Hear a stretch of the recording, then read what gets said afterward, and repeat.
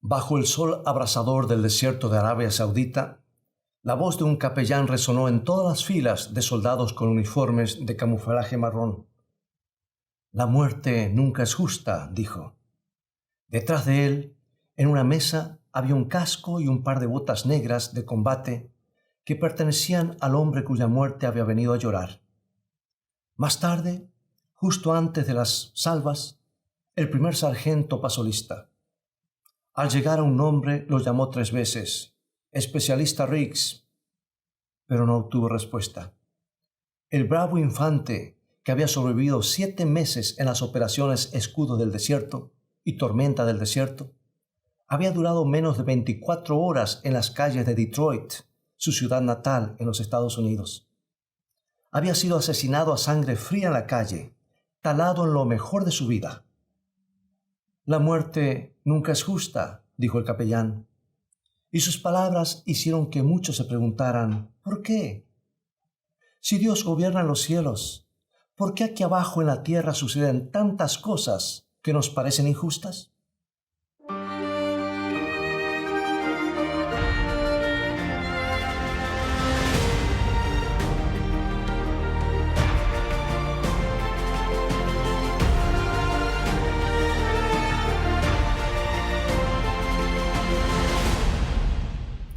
El especialista del ejército Anthony Riggs era muy apreciado por los hombres de la batería Delta a la que había sido asignado para interceptar misiles sobre el desierto árabe. Era una persona sociable y muy trabajadora. Sus compañeros lo llamaban bombilla de luz. Su batallón fue el que derribó más misiles en el escenario saudita, y Anthony se había preparado bien para la acción. Bombita de luz no sabía el significado de correr a protegerse. Tenía una confianza especial. En una de las cartas a su familia escribió: «No hay ninguna posibilidad de que muera en este país porque por la gracia de Dios y su guía caminaré nuevamente sobre el suelo de mi país». Y para Anthony, la confianza en Dios no era un reflejo bajo el fuego. Había pertenecido a un grupo musical evangelizador en los Estados Unidos. Su pastor opinaba que era una persona cálida y gentil. Y hablando de Anthony dijo, era la clase de persona que enfrenta sus desafíos y lo hace de inmediato. Bien, Anthony Riggs sobrevivió a la guerra y fue recibido en su pueblo como un héroe. Pero al día siguiente de su regreso a casa, comenzó a cargar una camioneta de alquiler con las pertenencias de su esposa. Unos vendedores de droga se habían mudado a su vecindario en el noreste de Detroit. Y Anthony planeaba mudarse con su esposa y su hijastra Amber a una zona mejor, en los suburbios. Y aquella tarde jugó con Amber y luego durmió la siesta. Y a eso de las 2 de la mañana estaba sufriendo de insomnia por el cambio de hora. Y decidió terminar de cargar las cosas en la camioneta. Y poco después se escucharon 5 disparos. Un vecino corrió de inmediato y lo vio extendido boca abajo, con la cabeza contra el borde de la acera. Anthony Riggs jadeaba tratando de respirar. Tosió y luego murió en la oscuridad. En todas las casas de Colney Street ondearon cintas amarillas en su honor. Fue un hecho terriblemente trágico y sin sentido. Ahí yacía un hombre que había actuado valientemente en los campos de batalla, que había sobrevivido a los misiles Scud que llovían del cielo nocturno, que había sido responsable trabajador y con un futuro brillante. Incluso había sido un cristiano sincero. Muchas personas se preguntaron, ¿por qué él, habiendo tantas personas? ¿Por qué Anthony Riggs? Pero no parece haber una buena respuesta para explicar aquellos disparos que resonaron en la noche. Tantas otras personas son asesinadas y tantos otros nos dejan con el mismo interrogante, ¿por qué? Vemos niños que son fulminados por la leucemia y nos preguntamos, ¿por qué? Vemos familias marcadas de por vida por causa de un padre alcohólico y nos preguntamos, ¿por qué? Vemos corrupción, hambre, opresión y nos preguntamos, si Dios es bueno, ¿por qué este mundo es tan malo? Si Dios realmente ama a sus hijos, ¿por qué hay tantos que sufren de manera tan terrible? Hoy quisiera compartir contigo una muy importante respuesta a esas preguntas. No es la respuesta completa, pero es un aspecto que hemos pasado por alto con frecuencia. Creo que en una parábola de Jesús, allí nos ayuda a comprender el origen de los pesares humanos. El maestro habló acerca de un campo que había sido labrado y preparado para la siembra, y describió un hombre bueno, que plantaba la semilla en el campo con la esperanza de tener una cosecha abundante. Pero poco después, un siervo descubrió que habían hierbas malas creciendo entre el trigo y formuló la siguiente pregunta, y eso nos lleva a nuestras Biblias, San Mateo capítulo 13, versículo 27. Señor, ¿no sembraste buena semilla en tu campo? ¿De dónde pues tienes cizaña? Esa es la pregunta que todo ser humano enfrenta en algún momento de su vida. Si Dios es bueno, si ha hecho este mundo para felicidad de sus hijos, ¿por qué vemos tanta cizaña? En la parábola de Jesús, el amo respondió de manera muy sencilla. Le dijo, un enemigo ha hecho esto. Pregunto, ¿de dónde viene el sufrimiento? ¿De dónde viene la enfermedad y el dolor y la ansiedad? La respuesta de Jesús es, no ocurren por culpa del dueño del campo. Él plantó la buena semilla. Él no sembró la enfermedad, ni sufrimiento, ni muerte. Fue el enemigo de Dios y el hombre, quien vino por la noche y sembró sus semillas de destrucción. Ahora, ¿cómo comenzó todo esto?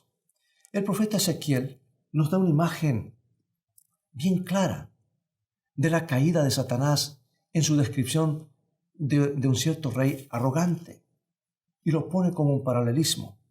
O sea que Ezequiel capítulo 28 habla de un ser que era modelo de perfección y lleno de sabiduría. Había sido puesto como querubín protector y caminaba entre las piedras encendidas del monte santo de Dios. Pero algo sucedió y le sucedió a aquel poderoso ángel conocido como Lucifer. Ezequiel 28, 17 nos dice, ¿se enalteció tu corazón a causa de tu hermosura? ¿Corrompiste tu sabiduría a causa de tu esplendor? El orgullo de Lucifer lo hizo dar un traspié en el cielo. ¿Por qué? ¿Era Dios responsable de algún defecto de su carácter? No. Ezequiel se refiere a este ángel diciendo lo siguiente. Dice, perfecto eras en todos tus caminos desde el día que fuiste creado. Dios creó seres con la capacidad de elegir. Dios no quería que los seres angélicos le obedecieran porque se vieran obligados a hacerlo. No quería robots que caminaran por todas partes con la cabeza erecta y los hombros hacia atrás, dirigidos por un centro de control cósmico. Dios quería ser adorado libremente por corazones capaces de amar, por mentes que apreciaran su carácter. Pero aquí está la clave. Si las personas realmente tienen la posibilidad de elegir, entonces deben tener la posibilidad de hacer malas elecciones. Pueden decidir no amar a Dios. Y eso es justamente lo que hizo Lucifer. Satisfizo su orgullo, comenzó a envidiar el poder de Dios e instigó a la rebelión.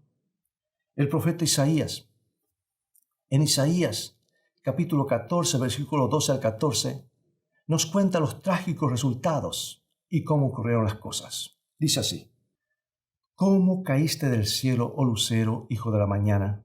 Cortado fuiste por tierra.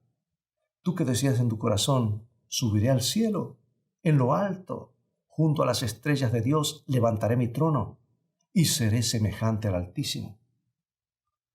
Lucifer fue echado del cielo porque quedó atrapado en el yo y yo.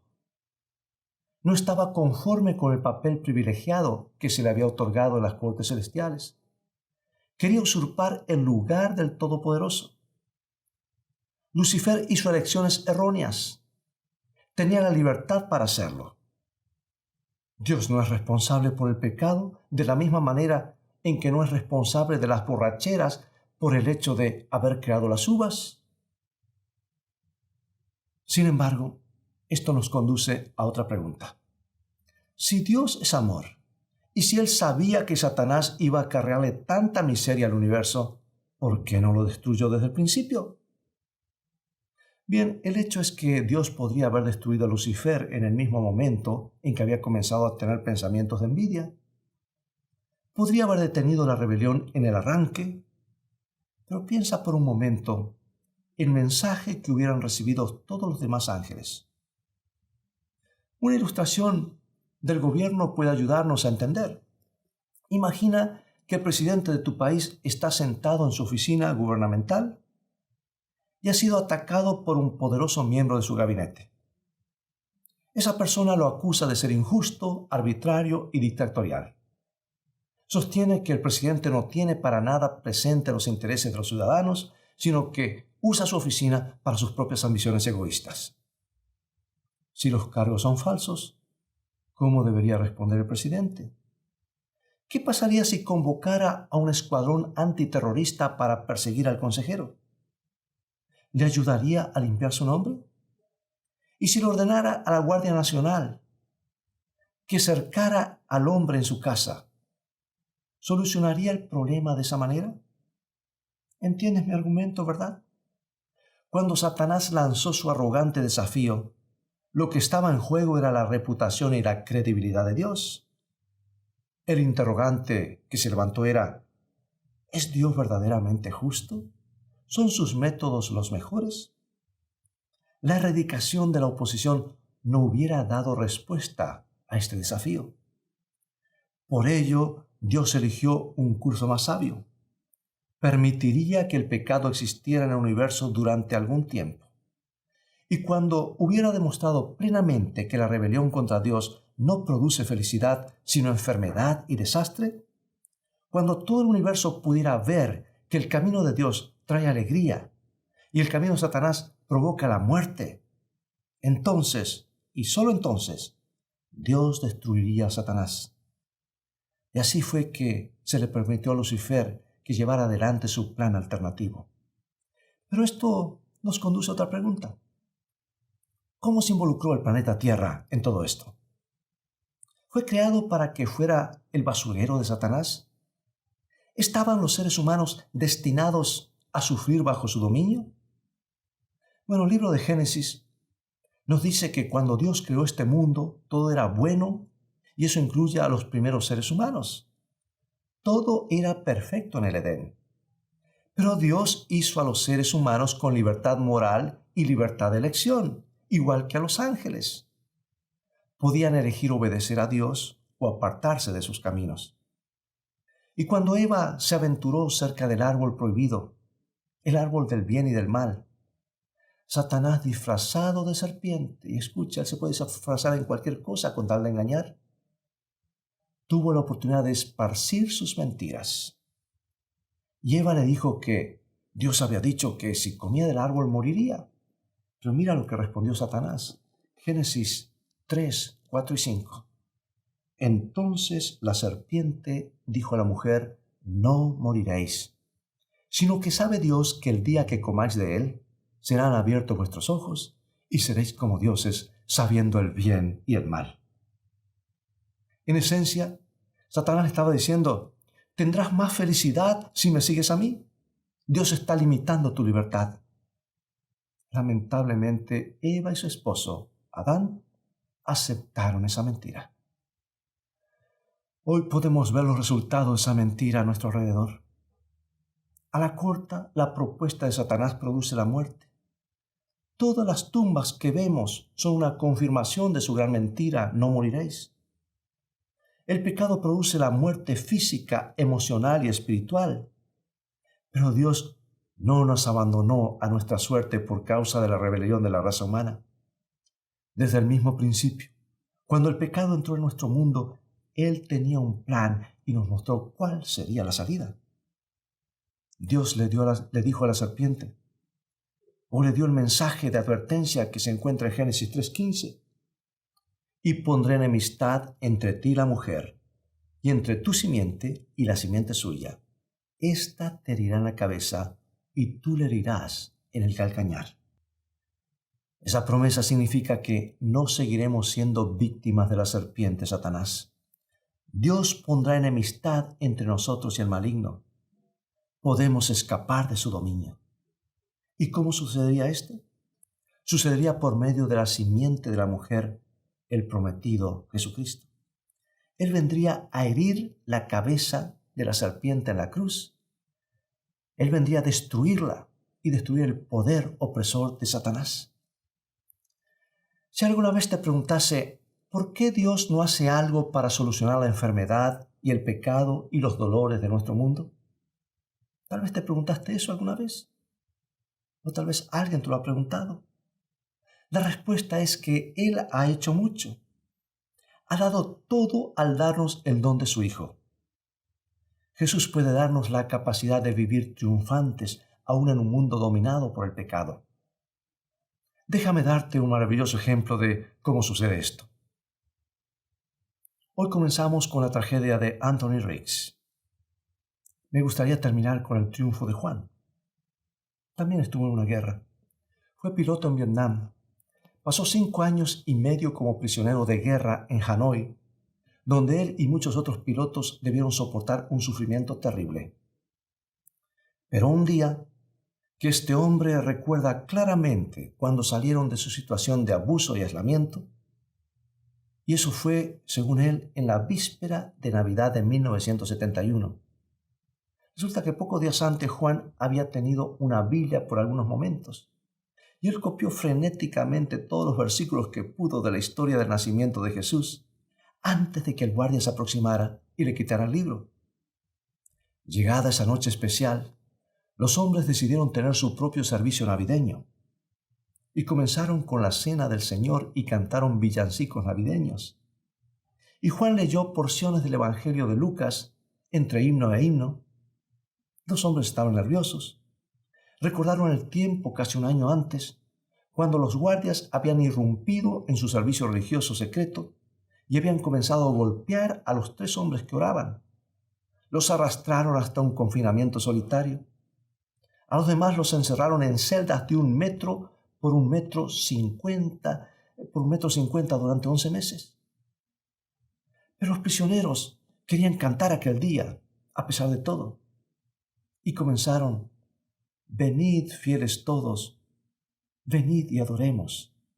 Cantaban en un débil susurro, sin quitar la vista de los barrotes de las ventanas.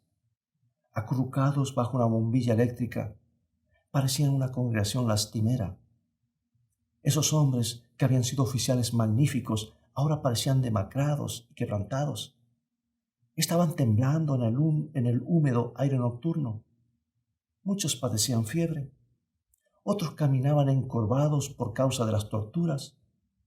Otros cojeaban con muletas improvisadas.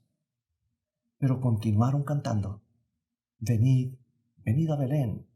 Venid a contemplarlo, al Rey de los ángeles, al Rey del cielo. Y a medida que se desarrollaba el servicio, los prisioneros cobraron valor.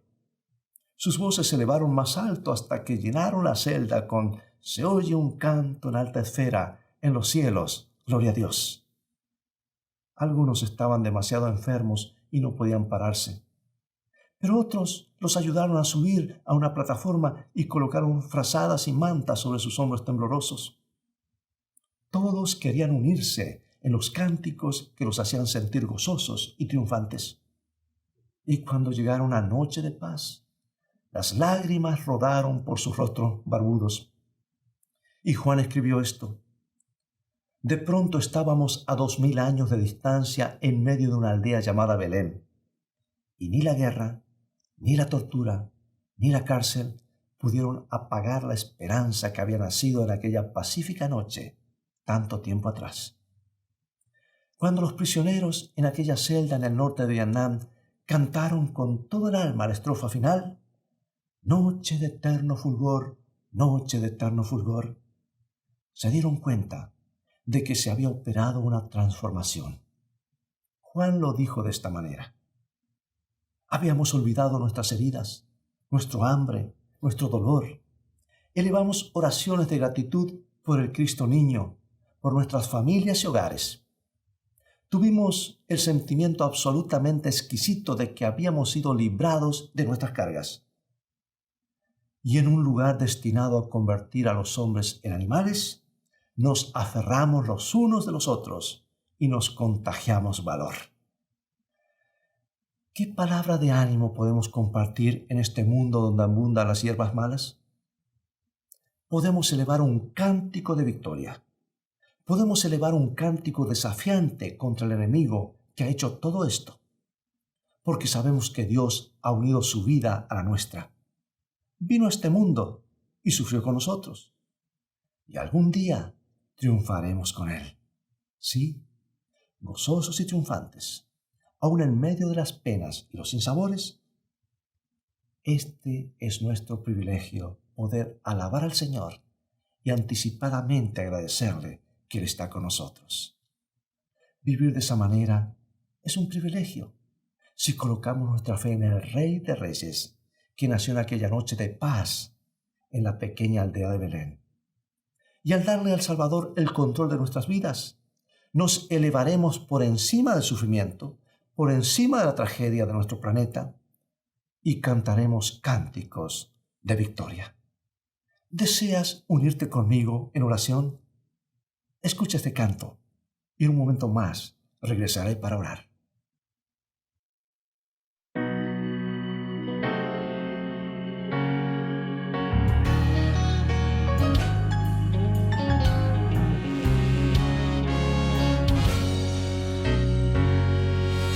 Cuando la pena llama a mi puerta, yo me pregunto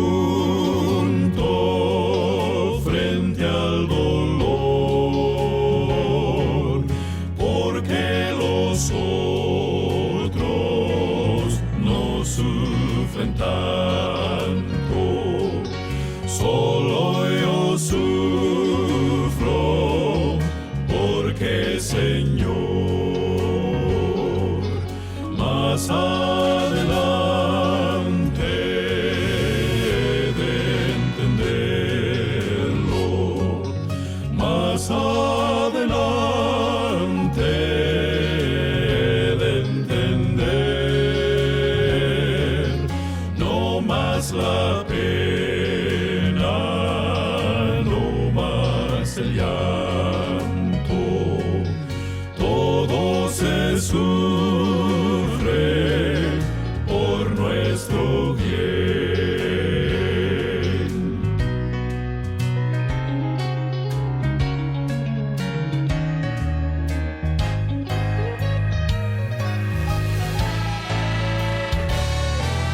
No te acobardes frente a la pena, sufre siempre con valor. Anímote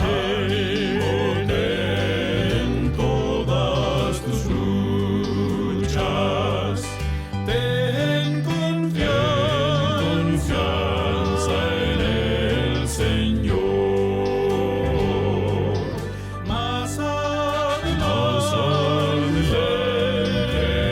de entenderlo, más adelante de entender, no más la pena, no más el llanto. Ten confianza en el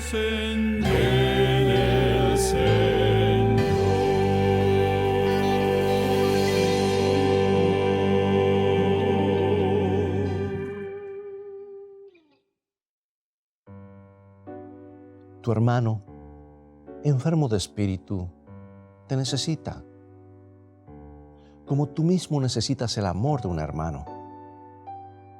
Necesita la experiencia de uno que ha sido tan débil como él, de uno que pueda simpatizar con él y ayudarle.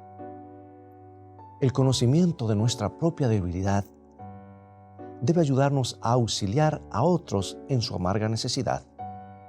Nunca debemos pasar por alto un alma que sufre, sin tratar de impartirle el consuelo con que somos nosotros consolados de Dios.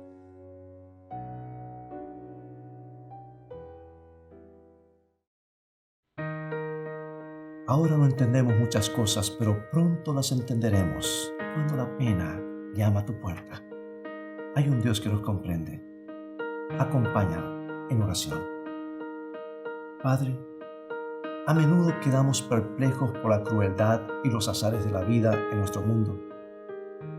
A veces nos sentimos tentados a echarte la culpa, pero ayúdanos a comprender quién es el verdadero responsable y ayúdanos a huir del enemigo que ha plantado las malas hierbas.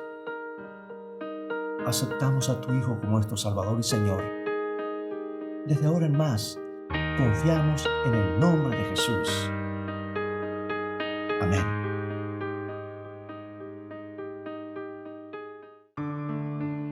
Nuestro Padre Celestial está esperando derramar sobre nosotros la plenitud de sus bendiciones. Es privilegio nuestro beber abundantemente en las fuentes del amor infinito. Qué extraño que oremos tan poco. Dios está pronto y dispuesto a oír la oración sincera del más humilde de sus hijos. ¿Por qué han de ser los hijos e hijas de Dios tan remisos para orar? Cuando la oración es la llave en la mano de la fe para abrir el almacén del cielo, en donde están atesorados los recursos infinitos de la omnipotencia.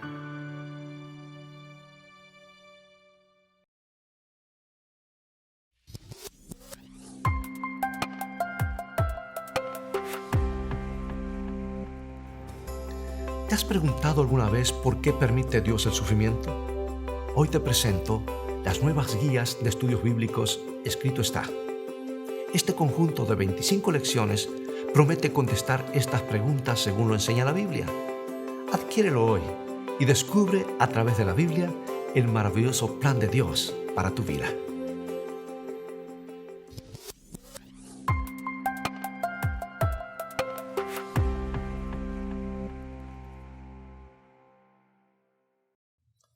Amigos, ha llegado el momento una vez más de despedirnos. Lamentablemente es todo el tiempo que tenemos por hoy, y será Dios mediante hasta el próximo programa. Te invito, sin embargo, a continuar estudiando los mensajes de esperanza de la Palabra de Dios. Así que visítanos en nuestro sitio de internet escritoestá.tv, donde podrás obtener una variedad de estudios bíblicos que te ayudarán en tu crecimiento espiritual y en tu caminar diario con Dios. Repito, escritoestá.tv. Que el Señor te bendiga y te guarde. Y recuerda, escrito está, no solo de pan vivirá el hombre, sino de toda palabra que sale de la boca de Dios.